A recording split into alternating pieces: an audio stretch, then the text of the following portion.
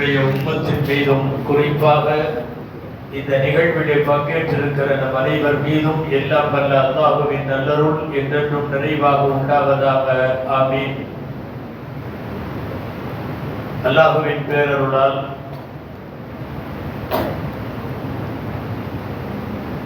புனித ஹஜ் பயணம் உலகம் முழுக்க துவங்கி இருக்கிறது. பல லட்சக்கணக்கான மக்கள் ஒன்று கூடுகிற ஹஜ் பெருவெளியில் நம்முடைய பகுதியில இருந்து சுமார் 1.25 லட்சம் ஹாஜிகள் கிளம்புகிறார்கள். 37,000 பேர் சுமார் தனியார் ஹஜ்ஜிகள் மூலமாகவும் மற்றவர்கள் சுமார் 1.25 லட்சம் பேர் ஹஜ் கமிட்டி மூலமாகவும் தங்களுடைய பிரயாணத்தை இந்த வாரத்தில் அவர்கள் துவக்குகிறார்கள். உலகம் முழுக்க ஹஜ்ஜி செய்யும் அத்தனை ஹாஜிகளின் ஹஜ்ஜையும் இவ்வாண்டு அல்லாஹ் ஹஜ்ஜை மக்பூலாக ஆக்குவானாக. அன்று பிறந்த பாடகனை போல பாவங்கள் மன்னிக்கப்பட்ட நிலையில் திரும்ப அல்லாஹ் அருள் புரிவானாக. என்னுடைய தலைப்பு ஹஜ் விளக்கம். அப்படின்னா பிற 8 இருந்து பிற 13 வரைக்கும் ஒரு 5 நாள் என்ன செய்யணுங்கிறத சுருக்கமா சொல்லி ஒரு நீண்ட நிறைவுரைக்கு நான் வழிவிட்டுருவேன். ஹஜ்ஜினுடைய விளக்கங்களை சொல்லுவதற்கு முன்னால் ஒரு 2-3 செய்தி. இமாம் கஸ்ஸாலி ரஹ்மத்துல்லாஹி அலைஹி அவர்கள் எழுதுகிறார்கள் 2 வரி ஹஜ்ஜ பத்தி. இமாம் கஸ்ஸாலி ரஹ்மத்துல்லாஹி அலைஹினுடைய இஹ்யாவில் ஹஜ்ஜின் சாரம் என்று அதை சொல்லலாம். 1, கமாலுர் ரிக்கி ஃபில் ஹஜ். உலகத்தில் அல்லாஹ்விற்கு நாம் அடிமை என்பதை நிரூபிப்பதனுடைய பரிபூரணமான இடம் ஹஜ் மட்டும்தான்.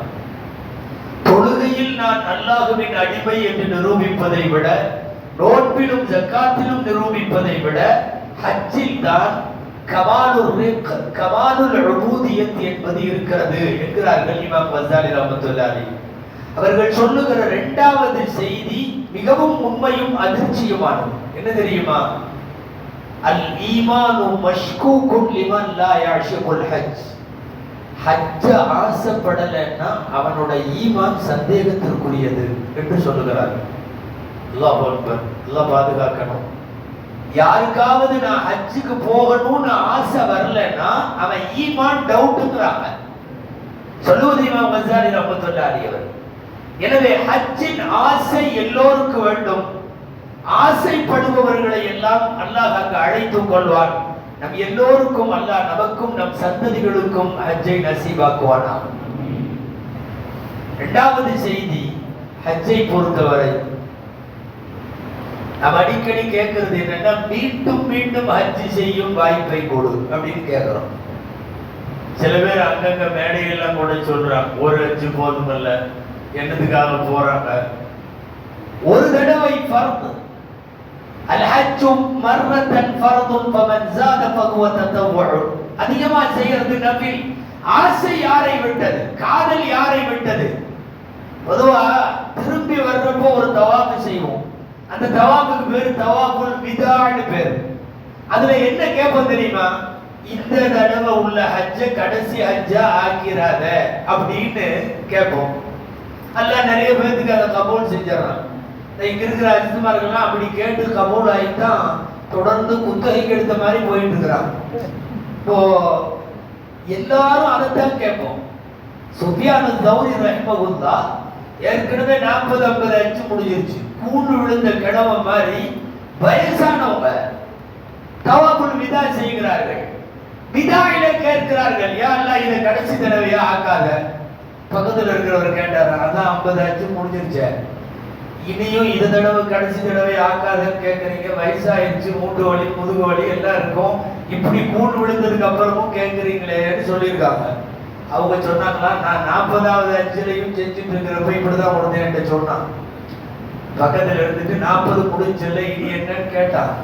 மவுத்து உள்ளவரையும் நான் கேட்டுக்கொண்டே இருப்பேன், யா அல்லாஹ் இதை கடைசி தடவையாக ஆக்காதே. எல்லா ஹாஜியும் திரும்பி வருகிற அந்த தவாஃபில் அல்லது உம்ராவினுடைய கடைசியிலாக இருந்தாலும் விதாவுடைய நேரத்தில் அதைத்தான் கேட்கிறார்கள், இதை கடைசி தடவையாக ஆக்காதே. ஆக அல்லாஹ் ஹஜ் என்பதை ஒரு தடவை அல்ல, ஆயுளில் ஆசைப்படும் போதெல்லாம் மீண்டும் மீண்டும் செய்ய அல்லாஹ் தௌஃபீக் செய்வானாம். மூணாவது செய்தி அப்தாயிரத்து சொன்னாங்க, பொட்டியில பொறுமை கொஞ்சம் எடுத்து வைங்க, தக்குவா கொஞ்சம் எடுத்து வைங்க லக்கேஜோட அப்படின்னு சொன்னாங்க. ரொம்ப பொறுமை முக்கியம். வராத ஆளுக்கெல்லாம் கோபம் வர்ற இடம் அதுதான். வராத ஆளுக்கெல்லாம் கணவன் மனைவி போய் அங்க சண்டை போடாம மற்றவங்க ரொம்ப கம்மி. இங்கேயும் கணவன் மனைவி நிறைய போறீங்க, ஜோடியா வேற வந்திருக்கிறீங்க. அந்த அம்மாவும் அங்க உட்கார்ந்து இருக்கிறாங்க ஆட்சிகள் வரிசையில். எல்லாத்துக்கும் கோபம் வரும். நான் ஒரு செய்தி சொன்னா சரியா இருக்கும். ஸல்லல்லாஹு அலைஹி வஸல்லம் ஹஜ்ஜுக்கு வர்றாங்க. 9 மனைவிகளும் ஹஜ்ஜுக்கு கூட வர்றாங்க. ரசூலுல்லாஹ் கூட எல்லா மனைவியும் வர்றாங்க. அபூபக்கர்லான்னு பார்த்தாங்க, ரசூலுல்லாஹ்வுடைய லக்கேஜ் ரொம்ப பெருசா இருக்கு. இப்ப லக்கேஜ் எல்லாம் தனியா ஒரு ஒட்டகத்துல ஏத்துனாங்க. அந்த ஒட்டகத்துல ஒரு ஆளை போட்டாங்க. அந்த ஆளுக்கு வேலை என்ன தெரியுமா? அபூபக்கர் ரலியல்லாஹு அன்ஹுவும் ஸல்லல்லாஹு அலைஹி வஸல்லமும் 2 பேருடைய லக்கேஜை மட்டும் அவர் கொண்டு வரணும். அவருக்கு வேற எந்த வேலையும் இல்லை. அவர் அதே மாதிரி ஒரு ஒட்டகம் ஃபுல்லா ஸல்லல்லாஹு அலைஹி வஸல்லம் எல்லா மனைவிகளோடும் ஹஜ்ஜுக்கு வர்றதுனால அவர்களுடைய லக்கேஜ் அபூபக்கர்லானுடைய லக்கேஜ் 2யும் பேக் பண்ணி ஒரு ஆளை போட்டாங்க. வந்துகிட்டே இருந்தவர் வழியில தங்கினாங்க.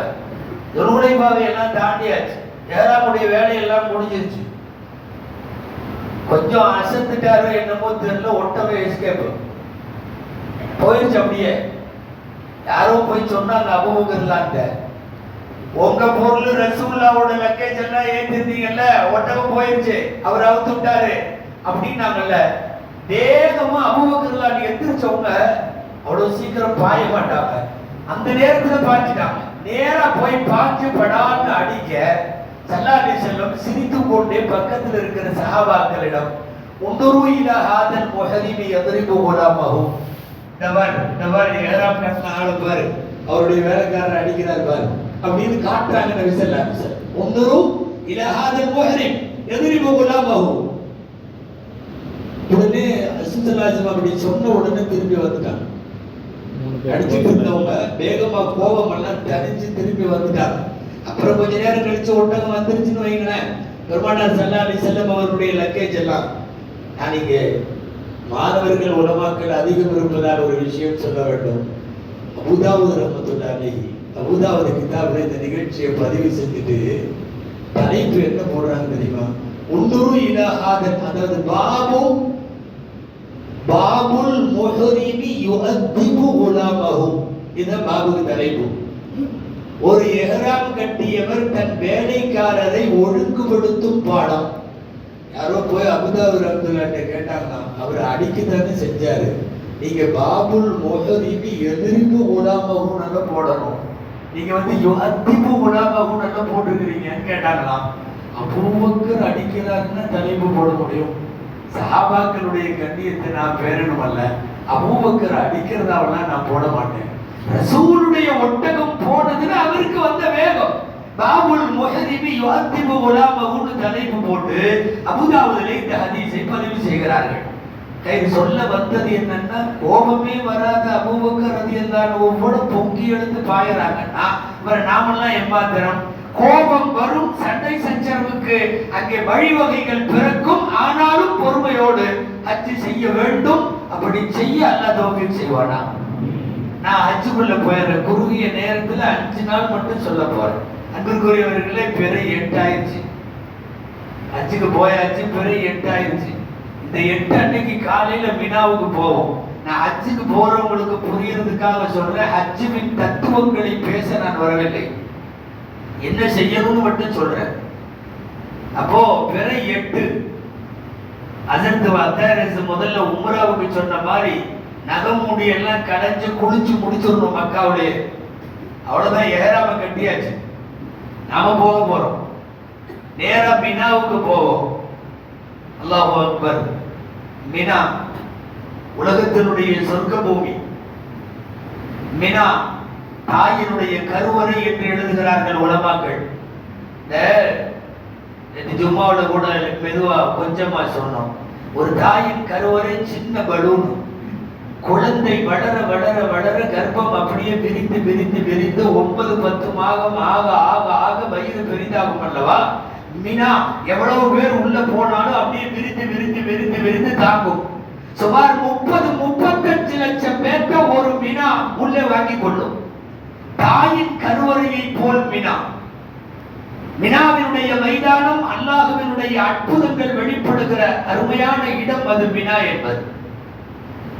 மினாவிற்கு போய்விடுகிறோம், எஹ்ராம் கட்டி விட்டோம். நாம இப்ப செய்ய வேண்டிய வேலை அநேகமா காலையில தான் போவோம். நைட்டே போயிட்டு ஃபஜ்ர்ல இருந்து தொழுவோம். பிற 8 அன்னைக்கு ஃபஜ்ர், லோஹர், அஸ்ர், மக்ரிப், இஷா. அடுத்த நாள் ஃபஜ்ர் 6 வக்து வச்சுக்குவோம். 6 வக்தும் தனித்தனியாக ஜமாஅத், தனித்தனியாக ஜமாஅத். ஹாஜிகளினுடைய வாயில தல்பியா இருந்து கொண்டே இருக்கும். எஹ்ராம் கட்டினதுல இருந்து தல்பியா. இந்த தல்பியா எப்ப ஸ்டாப் ஆகும் இப்பவே சொல்லிடுறேன்.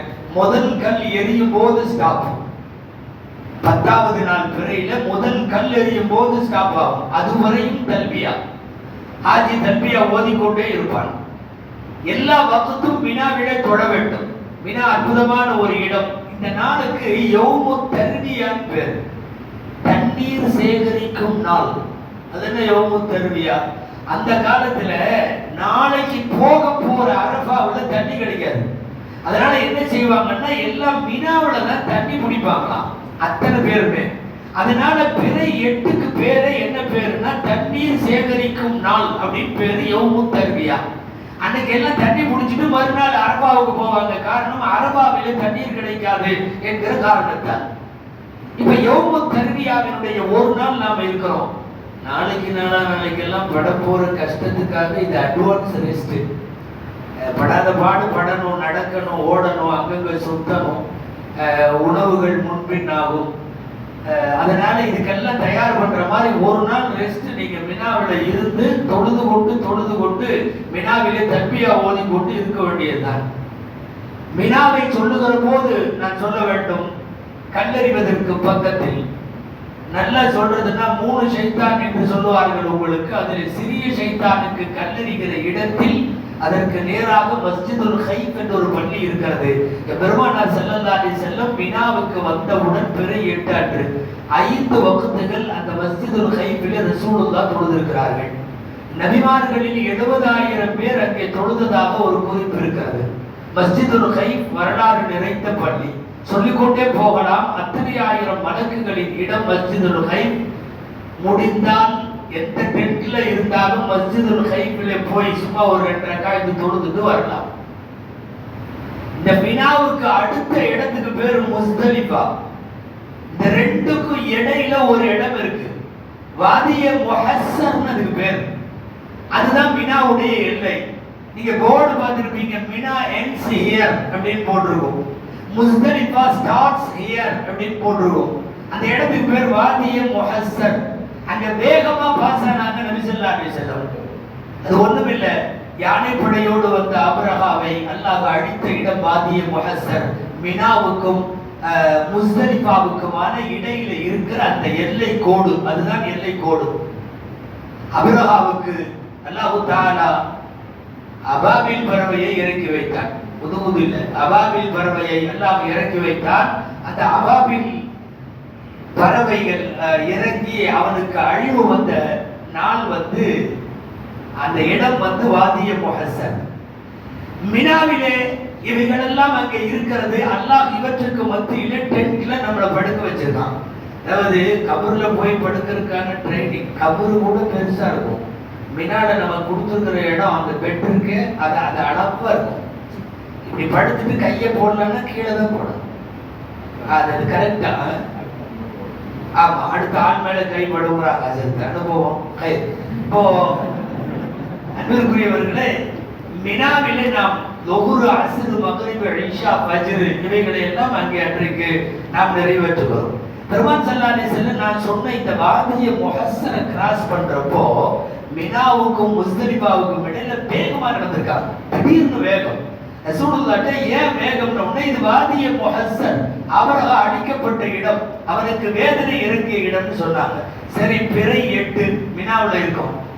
திரும்ப ஒரு தடவை சொல்றேன், பிறை 9 மட்டும் விட்டுருங்க. 8ல இங்கதான் இருப்போம், 10 பகல்ல இங்க இருப்போம், 11ல இங்கதான் இருப்போம், 12 இங்கதான் இருப்போம். 4 நாள் மினாவுல தான் நம்ம இருக்கோம். ஆக நாம் இஹ்ராம் கட்டி குளிச்சு முடிச்சு 2 ரக்காய் தொழுது உம்ராவுக்கு செஞ்ச மாதிரியே செஞ்சுட்டு தான் இங்க வந்திருக்கோம். துஆவும் செஞ்சிருக்கோம், நியத்து பண்ணியிருக்கோம். அல்லாஹும்ம இன்னி உரீதுல் ஹஜ்ஜ ஃபயஸ்ஸர் லி ஃபதகப்பல் மின்னி. அல்லாஹ் ஹஜ்ஜை நியத்து செய்து விட்டேன், எனக்கு அதை லகுவாக்கி கொடு, அதை கபூல் செய்து கேட்கிறோம். அதற்கு முன்னாடியே சொல்லிட்டாங்க, ஹஜ் 3 வகை இருக்கிறது. வெறும் ஹஜ் மட்டும் பண்றது, உம்ராவே இல்லை, அது பேர் இஃப்ராத். இன்னொன்னு ஹஜ் உம்ரா ரெண்டையும் கோம்போ ஆஃபர்ல பண்றது. இடையில இஹ்ராம களையவே கூடாது, அப்படியே நான் ஸ்டாப்பா ஒரே இஹ்ராம் ஹஜ் உம்ரா. இது பேரு கிரான். நாமெல்லாம் பண்றது கொஞ்சம் இலகுவானது, சொகுசானது. என்னன்னா ஃபர்ஸ்ட் உம்ராவை முடிச்சுட்டு நார்மல் ட்ரெஸ்ஸுக்கு மாறிடுவோம், அதுக்கப்புறம் ஹஜ்ஜுக்கு இது பண்ணிட்டு வருவோம். இதுக்கு பேரு தமத்தோ. நல்லா கவனிக்கணும். பெருமானார் ஸல்லல்லாஹு அலைஹி வஸல்லம் செய்த ஹஜ் கிரான். கிரான் நான் ஸ்டாப்பா பண்ணிட்டாங்க, உம்ராவும் ஹஜ்ஜும். அபூபக்கர் ரலியல்லாஹு அன்ஹு, உமர் ரலியல்லாஹு அன்ஹு 2 பேரும் செஞ்ச ஹஜ் வாழ்க்கை முழுக்க இஃப்ராத், தனி ஹஜ். அவங்க உம்ரா செய்யல, தனியா வந்தாங்க உம்ராவும், இதுல செய்யல. நாம் இந்த ரெண்டையும் செய்கிறோம். ஃபர்ஸ்ட் உம்ரா செஞ்சிருவோம், அப்புறம் நார்மல் ஆயிருவோம், அதுக்கப்புறம் ஹஜ் செய்வோம். ஆக பிற 8 வேலைகள் எல்லாம் நமக்கு முடிந்து விட்டது. தல்பியாவை ஓதிக்கொண்டே இருப்போம். 6 வக்துகள், ஏறத்தாழ 8வது நாள் ஃபஜ்ர் டு 9வது நாள் ஃபஜ்ர் வரையும். முசாஃபிரா இருந்தா, முசாஃபிர்னா பிரயாணியா இருந்தா, அவங்க வந்து 2 ரக்காத்துகள் தொழுது கொள்வார்கள் மினாவில. இல்லைன்னா ஜமாத் அங்க டென்ட்ல எப்படி நடக்குதோ அதே மாதிரி நீங்க தொழுதுக்க வேண்டியதுதான். 4 ரக்காய் தொழுத 4 ரக்காய் தான். அதுக்காக அங்க ஒரு சட்டை போட்டுக்கணும்னு அவசியம் இல்லை. அன்பிற்குரியவரே, வாருங்கள். அடுத்து 9வது நாள் காலையில உங்களை கூட்டு போயிட்டாங்க அரபாவுக்கு. சுருக்கமா சொல்லிடுறேன், அரபாவுடைய நேரம் ஸ்டார்ட் ஆகிறது சுமார் 12 மணிக்கு. ஜவாலுடைய உச்சியுடைய நேரம், அப்ப இருந்து மக்ரிப் வரையும் நான் ஸ்டாப்பா துஆ செய்ய வேண்டியது இருக்கு. விடாம இந்த வாய்ப்பை பயன்படுத்த வேண்டியது இருக்கிறது. அல்லாஹ் தஆலா அரபா அன்னைக்கு மன்னிக்கிற மாதிரி வருஷத்துல எந்த நாளும் மன்னிப்பதில்லை.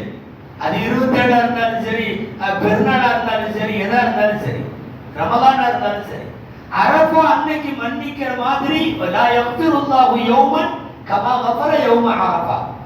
அரபாவுடைய நாள் மாதிரி மன்னிக்கிறது இல்லை. நான் அப்படியே ஒரு நிறைய ஹஜ்ஜுகள் செஞ்ச ஒரு பெரியவங்க பேர் சொன்னேன். யாருங்க? சுஃபியான் தௌரி ரஹ்மஹுல்லாஹ். அவங்கள்ட்ட தான் கேட்டாங்க, மன் அஸ்பஉ ஹாலன் ஃபில் ஹஜ். ஹஜ்ஜில் வந்திருக்கிறவங்கள ரொம்ப மோசமானவங்க யாருன்னு கேட்டாங்க. சுஃபியான் தௌரி ரஹ்மஹுல்லாஹ் சொன்னாங்க, அரபாவுல கூட என் பாவத்தை எவன் மன்னிக்க மாட்டான் அல்லான்னு நினைக்கிறானோ அவன் தான் துர்பாக்கியசாலி. ஏன்னா யாருடைய பாவம் அது வந்து அதது ரமணி வகத்துரில் அம்தார், மழைகளின் துளிகள் அளவு இருந்தாலும் மணல்களின் துகள்கள் அளவு இருந்தாலும் எவ்வளவு பாவம் இருந்தாலும் அல்லாஹ் மன்னிப்பான். சைத்தான் தன் தலையில மண்ணை வாரி போட்டுக் கொண்டு அவன் அழுவுகிற அளவுக்கு அல்லாஹ் பாவங்களை மன்னிப்பான் என்று வருகிறது. அங்க கூட மன்னிக்க மாட்டான்னு நினைக்கிறது கூட தப்பு. நான் இடையிடையில ஸல்லல்லாஹு அலைஹி வஸல்லமுடைய ஹஜ்ஜையும் சொல்லிக் கொண்டு வருகிறேன். வினாவுக்கு வந்தார்கள், அங்க எங்க இருந்தாங்க என்னன்னு சொல்லிட்டோம். ஹைஃபுல இருந்தாங்க பக்கத்துல, 5 வக்த் அங்கதான் தொழுதாங்க ஹைஃபுல. அரபாவுக்கு வந்துட்டாங்க. கரெக்டா ஜவாலுடைய நேரம் தான் ரசூலுல்லாஹ் உள்ள வந்தாங்க. ரசூலுடைய ஹஜ்ஜை தத்ரூபமாக வர்ணிக்கக்கூடிய உடனிருந்த ஹாஜிகள் அவர்கள் சொல்லுகிற செய்திப்படி, இன்னைக்கு அங்க ஒரு பள்ளிவாசல் இருக்கு. மினாவுல ஹைஃப் இருக்கிற மாதிரி அங்க ஒரு நபிரான்னு ஒரு பள்ளி இருக்கு, பாரம்பரியமான புகழ்பெற்ற பள்ளி. அங்கதான் வெள்ளிக்கிழமையா இருந்தா குத்பாவெல்லாம் ஓதுவாங்க. நமிராவினுடைய கிப்லா இருக்கிற சுவருக்கு பின்னால் இன்னைக்கு உள்ள டேட்ல அந்த இடம் தான் பெருமானார் ஸல்லல்லாஹு அலைஹி வஸல்லம் அரபாவிலே வந்தவுடன் தங்கிய இடம். பெருமானார் ஸல்லல்லாஹு அலைஹி வஸல்லம் அரபாவை பெருவாய்ப்பாக கருத சொன்னார்கள். அல் ஹஜ்ஜு அரபா, ஹஜ் என்பதே அரபா தான் என்றார்கள். அல்லாஹு அக்பர். இதை செய்ய வேண்டிய வேலை மிக முக்கியமா துஆ. அதுக்கு முன்னாடி ஒண்ணு, லோர் டைம் வந்த உடனே, உச்சி வந்த உடனே ஒரு பாங்கு சொல்லி 2 காமத்து சொல்லி, அதாவது ஒரு காமத்துல ஒரு தொழுகுவோம், இன்னொரு இகாமத்துல அசர் தொழுகுவோம். 2யும் லோர் நேரத்திலேயே தொழுதுருவோம். அட்வான்ஸா தொழுகிறது. தொழுது முடித்து விட்டு அப்ப இருந்து நமக்கு ஆரம்பம் மக்ரிப் பாங்கு வரையும் பெருமானார் ஸல்லல்லாஹு அலைஹி வஸல்லம் அரஃபா வந்த உடனே துஆ செஞ்சது எப்படின்னு ரசூலுல்லாஹ்வுடைய ஹஜ்ஜினுடைய பாடத்துல வருது. நின்னுட்டு துஆ செஞ்சிருக்காங்க ஸல்லல்லாஹு அலைஹி வஸல்லம்.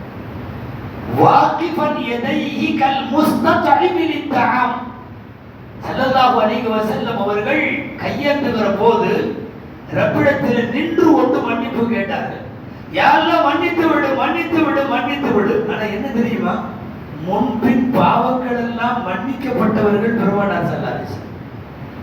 எல்லா பாவங்களும் மன்னிக்கப்பட்ட ரசூலுல்லாஹ் அரஃபாவிலே நின்று கொண்டு அதுவும் கை எந்த மாதிரி ஏந்திருக்காங்க அப்படின்னு ஹதீஸ்ல வருது. நான் முன்பு சொன்ன ஹஜ்ஜினுடைய பாடத்தினுடைய கிதாப் அபூதாவுதிலே பார்க்கிறோம். அபூதாவுதிலே இப்படி வருது, ரிஸ்க்குக்கு கையேந்திர மாதிரி ரசூலுல்லாஹ் வச்சிருந்தாங்களாம் நின்றுட்டு இருக்கிறப்போ. ரிஸ்க்குக்கு ஒரு முசாஃபிர் யாராவது ஒரு யாசகர் நம்மள்ட்ட கையேந்திரா எப்படி காட்டுவோம், கல் முஸ்தத்இப்னு வருது ஹதீஸ்ல. முஸ்தத்இப்னா சாப்பாடு போடுங்கிறவன் இப்படி நீட்டுவானா இல்லையா? நின்ற நிலையில் பெருமானார் ஸல்லல்லாஹு அலைஹி வஸல்லம் அரஃபாவிலே உணவுக்கு கையேந்துவது போல் ரப்பிடத்திலே கையேந்தி அல்லாஹ்விடத்திலே துஆ செய்தார்கள். நான் ஸ்டாப்பா துஆ. பெருமானார் ஸல்லல்லாஹு அலைஹி வஸல்லம் அரஃபாவிலே துஆ கேட்டதில் பெரும் பகுதி பாவ மன்னிப்பு. ஆனா எல்லா பாவமும் மன்னிக்கப்பட்டவர்கள் நாயகம் ஸல்லல்லாஹு அலைஹி வஸல்லம். சில பேர்லாம் ஆஜிகள் அரஃபால போய் நோன்பு வைப்பாங்க. நிறைய பேர் வைக்கலாம்.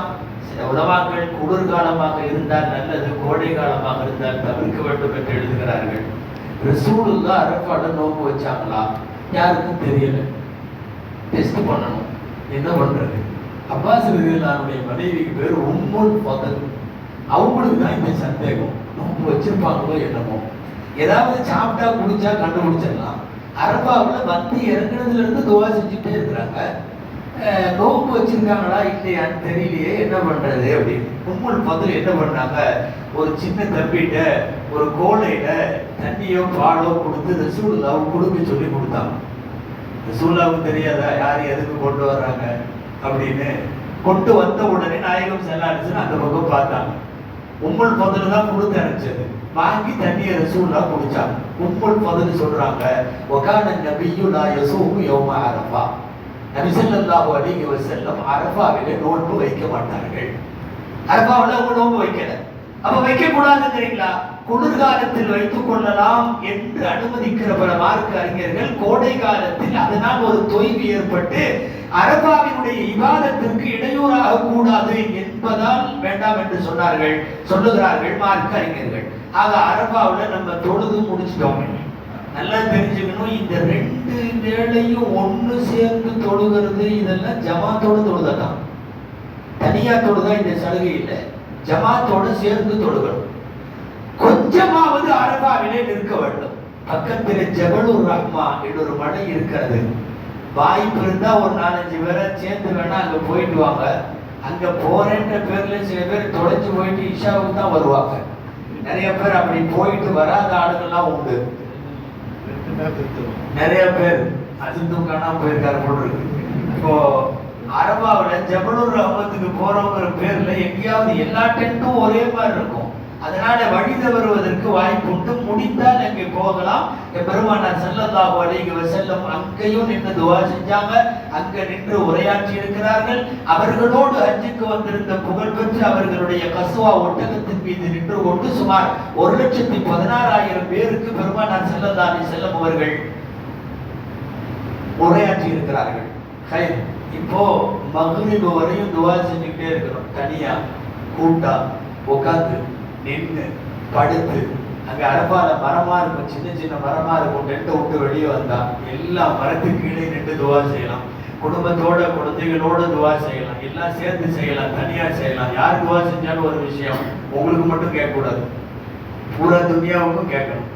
எவனுக்கும் எதிராக பத்துவாவும் அங்க போய் செய்யக்கூடாது. அங்க போய் பத்துவாவெல்லாம் செய்ய வேணாம். அங்க எல்லாத்துக்கும் நல்ல துவா செய்யுங்க. இல்ல ஒருத்தர் இங்க நாட்டுல நாசமா போகணும்னு எல்லாம் கேட்கறாங்களே, அதை கேட்டுடலாம், அதை மிஸ் பண்ண வேணாம். அது என்னமோ தெரியல, பேரு சொல்லாமையே புரிஞ்சுக்கிறீங்க.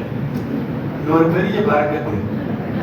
ஆக துவா செய்து விட்டு வர வேண்டும். துவா உலகளாவிய உம்மத்திற்கு செய்ய வேண்டும், எல்லாருக்கும் செய்ய வேண்டும். குறிப்பாக உங்கள் குடும்பம், உறவு எல்லாருக்கும் துவா செய்ய வேண்டும். துவாவில சுருக்கக்கூடாது. மகரிபு வரையும் அங்க இருக்கணும். மகரிபுக்கு முன்னாடி போகக்கூடாது. மகரிபுக்கு முன்னால் போய்விட்டால் ஒரு ஆடு அறுத்து குர்பானி கொடுக்கிற அது குற்றச்செயலாக கருதப்படும். இதெல்லாம் அரபாவினுடைய விஷயத்தில் நாம் கவனத்தில் கொள்ள வேண்டிய முக்கியமான செய்திகள். அன்னைக்கு மகரிபில் கிளம்புறோம். மகரிபில் கிளம்பணும்னா நாம முஸ்தலிஃபான்னு ஒரு இடத்துக்கு போவோம். ட்ரெயின்ல போறவங்க 15வது நிமிஷம் மகரிபு வகுப்பு முடியறதுக்குள்ளேயே போயிடுவாங்க. பஸ்ஸில் போறவங்க சமயங்கள்ல 9 மணி 10 மணிக்கு போவாங்க. ரொம்ப தூரம்ங்கிறீங்களா? வெறும் ஒரு 5 கிலோமீட்டர் 7 கிலோமீட்டர் தான் இருக்கும். 9 கிலோமீட்டர் அவ்வளவுதான் இருக்கும் பக்கத்துல இடம். ஆனா நான் சொன்ன மாதிரி 30-35 லட்சம் பேருடைய பஸ் எல்லா வழியிலையும் போகணும்னா பயங்கரமான டிராபிக் ஆகும். நாங்க 2 மணிக்கெல்லாம் போயிருக்கோம். நைட்டு 9 கிலோமீட்டர் தான் பக்கத்துல உள்ள இடத்துக்கு. பஜ்ருக்கே போயிருக்காங்க. நேரா போய் பஜ்ர் தொழுதுட்டு அப்படியே போயிட வேண்டியதான் போல தெரியுது. அங்க பஜ்ர் வரை தான் இருக்கணும் நைட்டு. எது அது முஸ்தலிஃபான்னு பேர். நான் எல்லா இடத்தையும் சொன்ன மாதிரி சொல்லிடுறேன். அங்க ஒரு பள்ளிவாசல் இருக்கு, அதுக்கு மஷாருல் ஹராம்னு பேர். குர்ஆன்ல வருது. இப்ப நம்ம மகரிப்ல ஓதணும். இந்த மஷாருல் ஹராம்ங்கிற பள்ளிவாசல் அங்க இருக்கு. முடிஞ்சா தொலைச்சு போக மாட்டோம் நம்பிக்கை இருந்தா போயிட்டு வாங்க. இல்லைன்னா எங்கேயாவது எல்லாம் கூட்டா தங்குற இடத்துல தங்கி இருங்க. முஸ்தலிஃபால என்ன செய்யணும்? நாம இன்னும் மகரிப் தொழுகையில போய் சேர்ந்த உடனே ஒரு பாங்கு ஒரே காமத்து சொல்லிட்டு நம்ம முதல்ல மகரிபை தொழுகுவோம். சுன்னத்து நபில் எல்லாம் கிடையாது.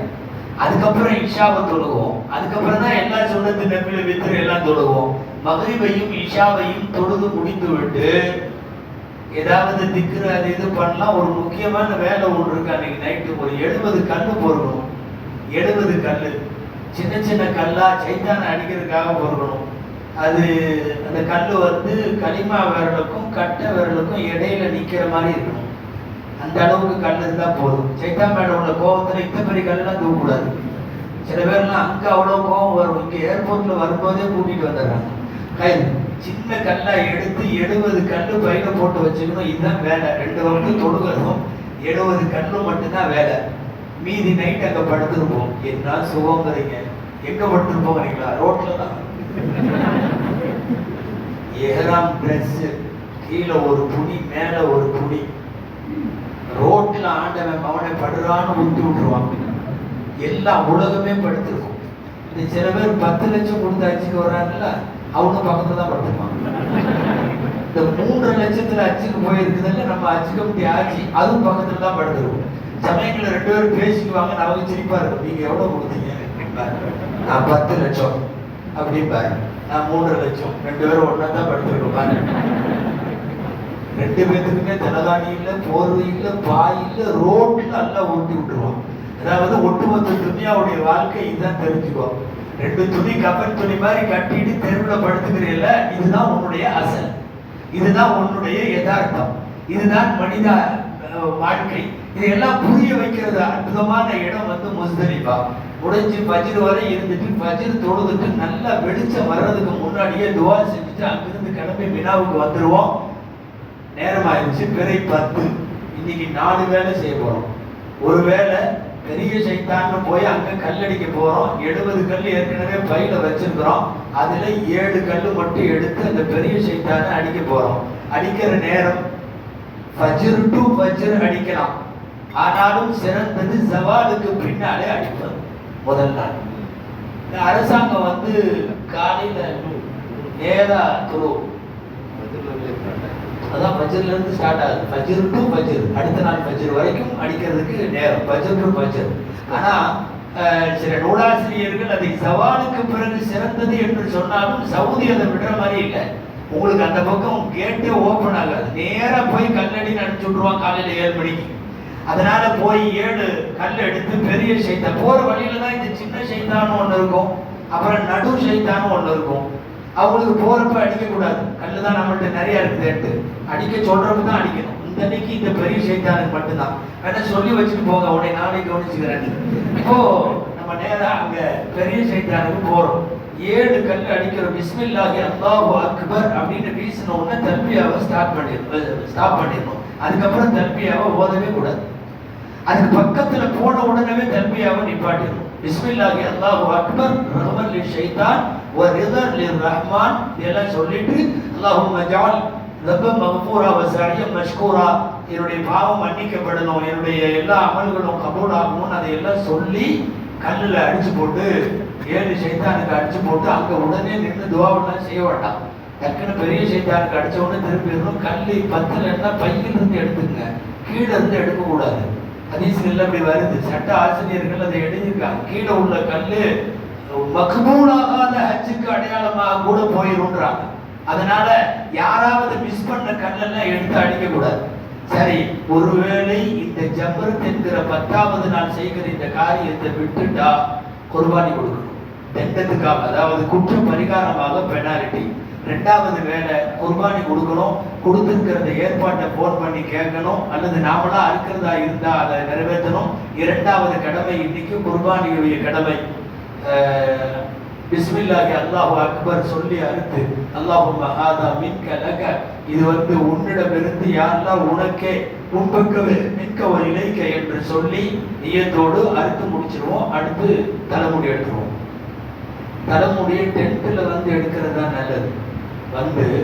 2 ஆஜி அவர்கிட்ட ஒன்றை கொடுத்துருங்க, நீங்கள் ஒன்றை கொடுத்துருங்க, உனக்கு நீ மொட்டை எனக்கு நான் மொட்டை அப்படின்னு சொல்லி 2 பேரும் மாற்றி மாற்றி அடிச்சுக்கிறது நல்லது. ஏன்னா சில பேர் இந்த வழியில் ஹபஷிகள் இந்த நீகுரோவெல்லாம் நிற்பான், கத்தி கையில் வச்சுக்கிட்டு 2 ரியாலுக்கு அடிக்கிறப்பா. கடைக்கு போனால் 10 ரியால் ஆகுது. ரொம்ப சீப்பாக இருக்குன்னு கொண்டு போய் தலையை கொடுத்தீங்கன்னு வைங்க, கொஞ்சம் விவகாரம் ஆயிடும். அது தெரியுமில்ல ஹபஷி நீகுரோ எப்படி இருப்பான்னு. எங்கள் டென்ட்டில் ஒரு ஆட்சி போய் தலையை கொடுத்துட்டு 2 ரியால் சீப்புன்னு உட்காந்துட்டார். பாதி மண்டை எடுத்திருப்பான். போலீஸ்காரன் வந்தவொடனே விட்டுட்டு போயிட்டான். அவன் அன்ஆத்தரைஸ்டு, அவங்கெல்லாம் சட்டப்பூர்வமா அனுமதி வாங்காதவங்க. போலீஸ் வர்ற வரையும் தான் முடி வெட்டுவான். அவன் பாதியில விட்டு போட்டு அவன் ஓடிட்டான். நம்ம ஆட்சி வேற கட்டிங் ஸ்டைல்ல வர்றாரு. மக்கள் அது யாரு வேற மாதிரி இருக்குது, என்னமோ வேற சமூகத்து மாதிரி இருக்குது. அந்த மாதிரி பாதி மண்டை கரண்டி பாதி மண்டி. அதை ஏன் கேட்குறீங்க? விட்டுட்டு போயிட்டான். அதாவது டென்ட்ல இருக்கிறவங்களே மாறி மாறி அவர்களுக்குள் அடித்துக் கொள்வது, மொட்டை அடித்துக் கொள்வது நல்லது. மொட்டை அடிக்க அமர்ந்து அல்லாஹ்விடத்தில் துஆவும் செய்ய வேண்டும். அல்லாஹும்ம ஹாதிஹி நாசியதி பியதிக அல்லாஹும்ம ஜஅல் பிகுல்லி ஷஅரத்தின் ஹஸனா, ஒவ்வொரு முடிக்கும் எனக்கு நன்மையை கொடு, ஒவ்வொரு முடிக்கும் என் அந்தஸ்தை உயர்த்து. யாரெல்லாம் தலைமுடி வெட்டுகிறார்களோ, யாரெல்லாம் மொட்டை அடிக்கிறார்களோ அத்தனை பேத்துக்கும் யாரெல்லாம் நீ மன்னிச்சுன்னு சொல்லிடுவோம்.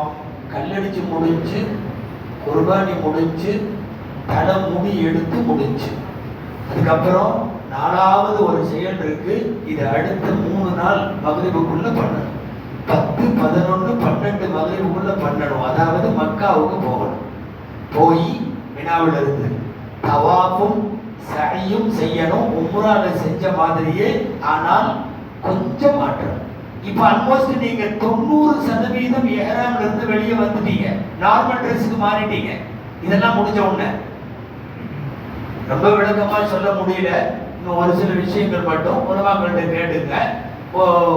90% இஹ்ராம் முடிஞ்சிருச்சு. நார்மல் ட்ரெஸ்ஸை போட்டுட்டு நீங்க நேரா போய் மக்காவிலே அவர்கள் தவாப் செய்ய வேண்டும். தவாப் செய்யணும். அசத்து சொன்ன மாதிரி 2 ரக்காயத் அங்க தொழுகணும். தொழுது முடித்து விட்டு சபா மருவாவிலே போய் அங்கே சபா மருவாவிலே தொங்கட்டும் ஓடிவிட்டு, அதுக்கப்புறம் முடியல. நீங்க உம்ரால வெட்டுற மாதிரி இன்னொரு தடவை எடுக்காதீங்க. ஏற்கனவே அங்க மொசை போட்ட மாதிரி இருக்கும். அதுக்கப்புறம் திரும்ப போய் ஏதாவது பண்ணா ஆக தவா 2 ரக்காய், அதுக்கப்புறம் சபா, இவைகளை இதுக்கு பேர் தவாஃபு ஜியாரா. இது ஃபரலான தவாப். இது இல்லைன்னா ஹஜ் கூடாது. நல்லா தெரிஞ்சுக்கணும். இந்த தவாஃப் செய்யும் போது பிறை 10, 11, 12 அன்னைக்கு செய்யும் போது நம்மளுக்கு இஹ்ராம் இல்லை. அதே மாதிரி இந்த குதிச்சு 3 சுத்துல ஓடணும் நாங்கள்ல, அதுவும் இல்லை. ரமல்னு சொல்லுவோம், அது இல்லை. இந்த துணியை இப்படி வலது பக்கம் ஷோல்டர் தெரிகிற மாதிரி நஜத் சொன்னாங்கல்ல, அதுவும் இல்லை. இதெல்லாம் எதுவுமே இல்லை. எந்த தவாப்ல? ஹஜ்ஜினுடைய தவாப்ல இஹ்ராம் இல்லாத நார்மல் ட்ரெஸ்ல தான் இதை பண்ண போறோம். அதே மாதிரி முடிச்சுட்டு தலைமுடி வெட்டுறதும் கிடையாது. இதை முடிச்சோம்னா ஏறத்தாழ ஹஜ்ஜு முடிஞ்சிடும். பிறை 11, 12 2 நாள் கல்லெறிகிற வேலை மட்டும்தான் இருக்கு. 3 சைத்தானுக்கும் எறியணும். பரக்கத்தா 7 கல்லு. சின்னதுக்கு 7, நடு சைத்தானுக்கு 7, பெரிய சைத்தானுக்கு 7, 3 21. 12வது நாள், அதுக்கு அடுத்த நாள் அதே மாதிரி 21. மீதி நேரமெல்லாம் 5 வகுப்பு தொழுக வேண்டியது, வேற வேலையெல்லாம் இல்லை. சும்மா திக்ரு துஆ திலாவத்துன்னு ஏதாவது ஈடுபடலாம். இப்போ எவ்வளோ கல்லு முடிஞ்சிருக்கு? 21, 21, 42, ஃபர்ஸ்ட் நாள் 7, 49, மிச்சம் 21 கல் இருக்கு. 13வது நாள் தங்கனா அடிக்கிறதுக்காக அந்த கல் பெரும்பாலும் எங்க 80-85% காலி ஆயிருது. பிறை 12 அன்னைக்கு மக்ரிபுக்குள்ள வெளியே போயிடணும். மக்ரிபுக்கு உள்ள இருந்தீங்கன்னா மறுநாள் தங்கிறது வாஜிபாயிரும்.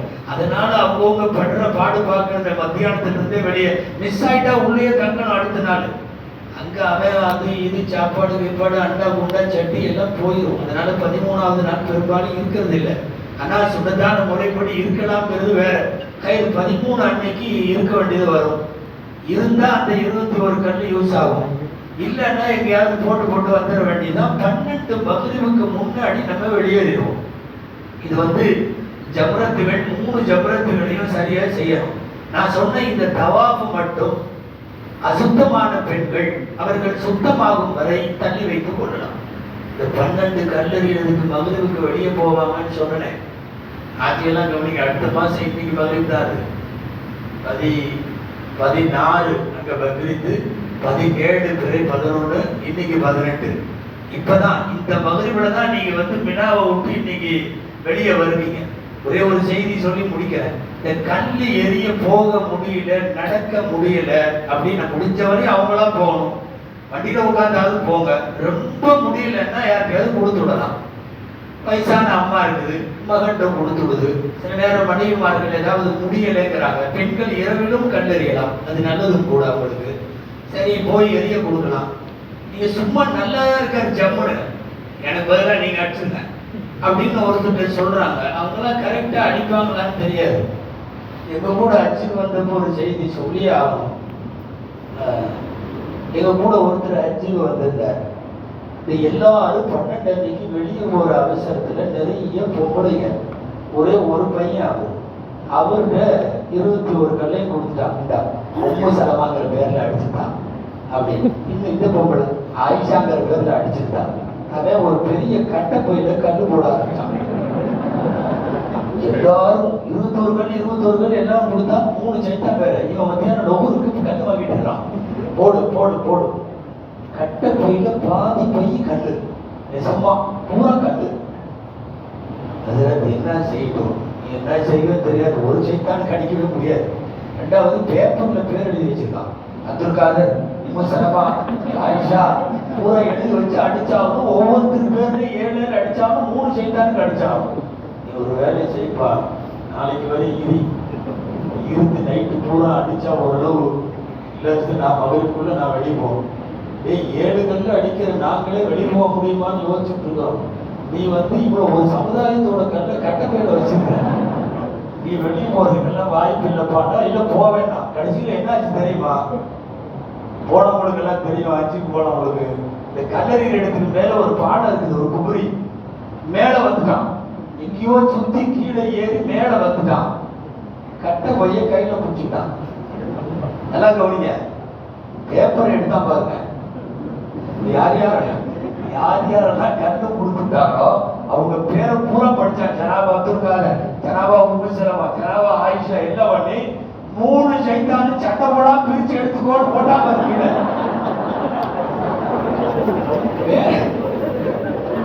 பாலத்துல இருந்து தொப்புன்னு போட்டா கீழே. அது என்னவா, அவங்க 3 சைத்தானும் அவனுங்களா பிரிச்சுக்கணுமா? அது சட்டை போடாம பிரிச்சுக்கணுமா? அவர்களே, கல்லெறியது நம்ம தான் எறியணும். அப்படி இல்லைன்னா யாராவது நல்ல நம்பிக்கைக்குரிய, உதாரணமா மனைவி கணவனிடம், ஒரு தாய் தன் மகனிடம் இந்த மாதிரி தான் கண்ணு கொடுத்தப்படுங்க ஒழிய சும்மா ஏதாவது ஏஜென்ட் வர்றாரு, வழிகாட்டி வர்றாரு, நமக்கு இருந்தே இருக்காரு கைடு, 50,000 எல்லா கல்லையும் கொடுத்தா ஒன்றும் பண்ண முடியாது. அதனால கல் அவரவர்களாக எரிய வேண்டும். இந்த மகரிபோடு நாம் வெளியே வந்து விடுகிறோம். இதோடு ஹஜ் கடமை முடிந்தது. இனி மக்காவிலே ஜியாரத்து செய்யப்படுகிற முக்கியமான இடங்கள், புனித மதீனாவும் மதீனாவிலே ஜியாரத்து செய்யப்படுகிற முக்கியமான இடங்கள், அவைகளை குறித்து மட்டும் ஹாஜிகளுக்கு நிறைவுரையில் ஹஜ்ரத் அவர்கள் விளக்கம் தருவார்கள். இவ்வாண்டு உலகம் முழுக்க ஹஜ்ஜுக்கு செல்லக்கூடிய அத்தனை ஹாஜிகளையும் அல்லாஹ் அவர்களின் ஹஜ்ஜுகளை ஹஜ் மக்பூலாக ஆக்குவானாக, ஹஜ் மப்ரூராக ஆக்குவானாக. அவர்களெல்லாம் அன்று பிறந்த பாலகனை போல திரும்பி வருவதற்கு அல்லாஹ் தௌஃபீக் செய்வானாக. ஆமீன். வ ஆகிரு தஅவானா அல்ஹம்துலில்லாஹி ரப்பில் ஆலமீன். அஸ்ஸலாமு அலைக்கும் வரஹ்மத்துல்லாஹி வபரகாத்துஹு.